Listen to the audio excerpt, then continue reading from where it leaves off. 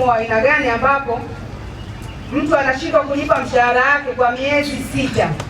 Nilichokifanya ni kuielekeza halmashauri wamekopa, wamefanyaje, ili ndani sisi wamefanya nini?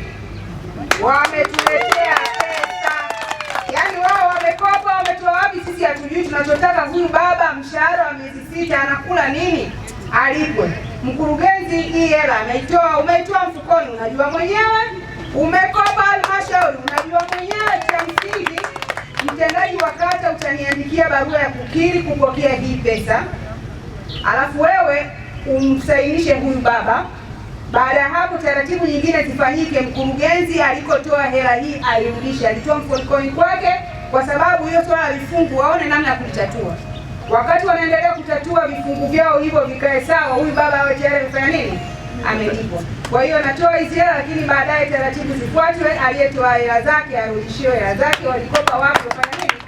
Warejeshewe. Kwa hiyo nitakupa wewe, lakini uniandikie barua ya kukiri kupokea, ili sasa umkabidhi baba kesho na kesho kutwa, msije mkaruka kwamba hamjapokea tena hizi pesa.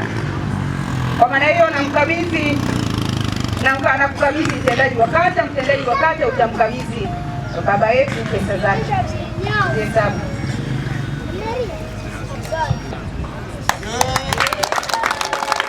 Maneno hayo.